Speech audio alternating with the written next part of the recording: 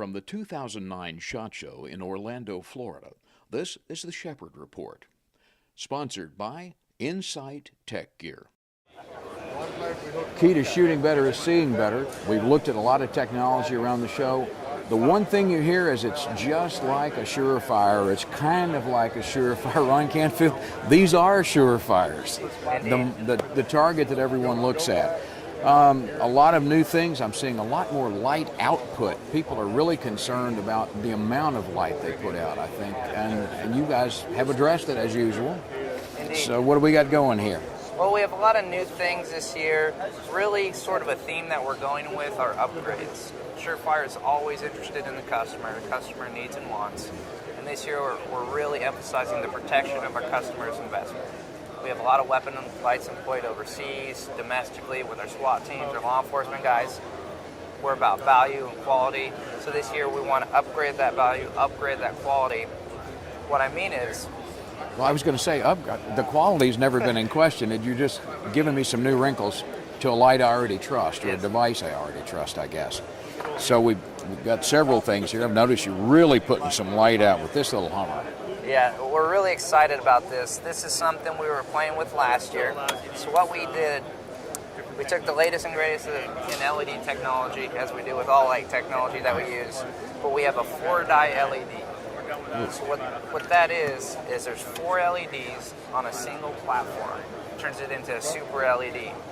LEDs really were not capable of the output of incandescent technology, but this year they're officially capable of the output on a lower power source. You don't need as many of those expensive batteries to run this light. Heat issues?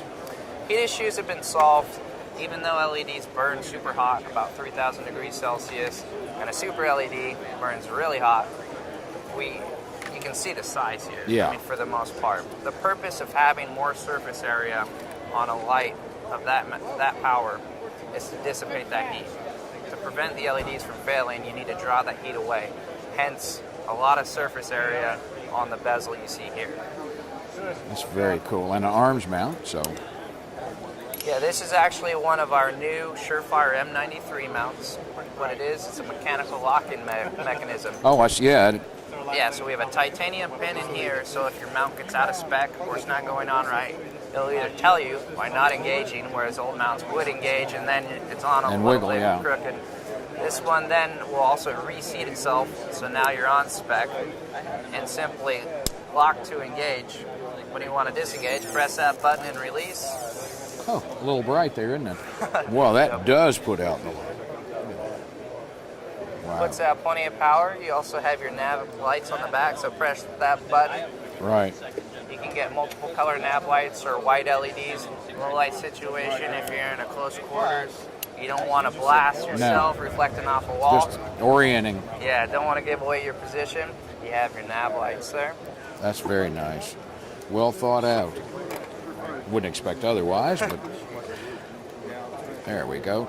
All right, something else off the shelf here. Something else that we're doing new for this year is our Vampire series.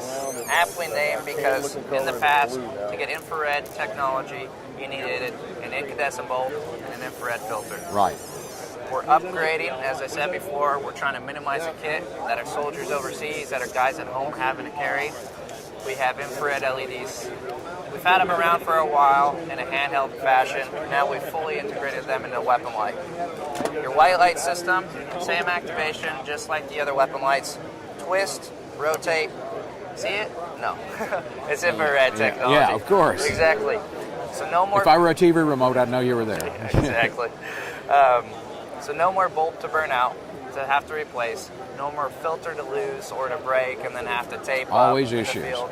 So as I said, minimizing the kit, and all it does, all the guys have just our a head existing change, platform. right? Change out the head. You have the latest and greatest. We're not going to make our guys buy whole new units. We want to upgrade them, make them better, as easy as possible, just by screwing on a new head, and as inexpensively as possible, just by buying the head, not a whole new unit. That's a great idea.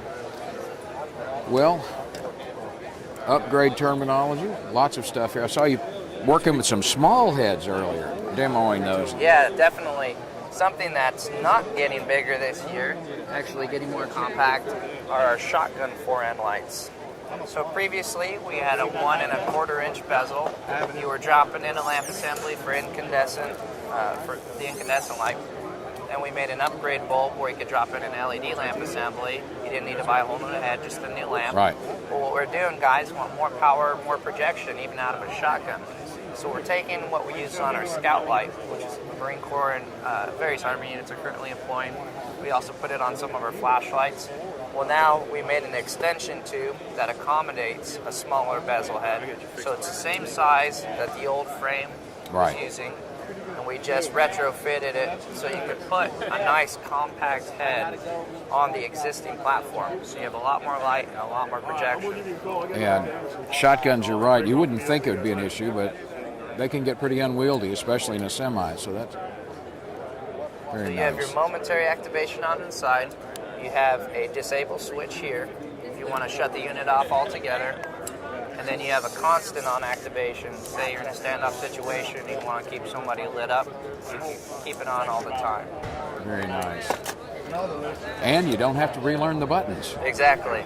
Existing platforms, it's what our guys know, it's what our guys trust. We just give them the new light source and they're good to go. Now, we're taking more power across other platforms? Indeed. I mean, we've definitely harnessed the best in LED technology and applied it to not only weapon lights, but to our handheld lights. A lot of our handheld lights were convertible to weapon lights, and our dedicated weapon lights were based off of handheld technology. The user interface was known, it was proven. So we've gone to, for example, our smallest of lights. This is our L1 LumenMax, comparable in size to our E1B backup, which everyone's familiar with now. We have the backup in silver. Not much new in technology there, but the old L1, the original L1, when LEDs were first coming out, had a really low output of 1.1 lumens, and then the high was 22. Right. Then we went to 10 and 65. Now we're at 10 and 80. Single lithium cell.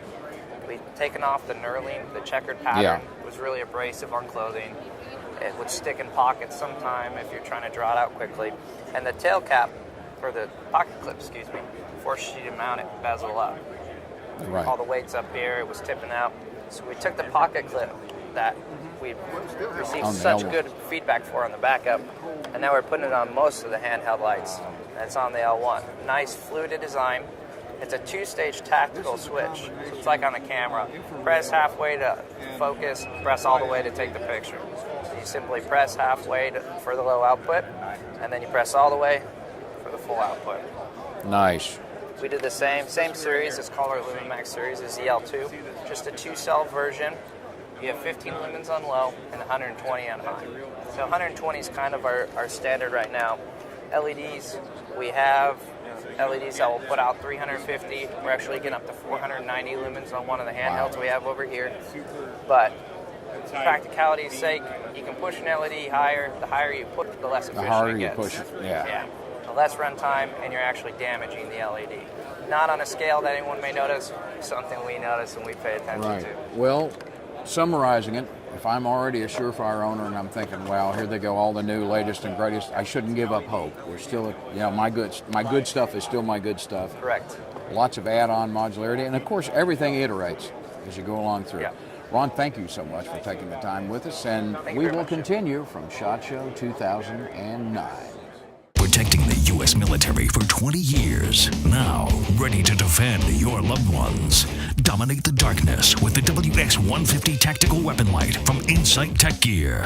The unbreakable LED puts out 150 scorching lumens of blinding power or thug-debilitating strobe light.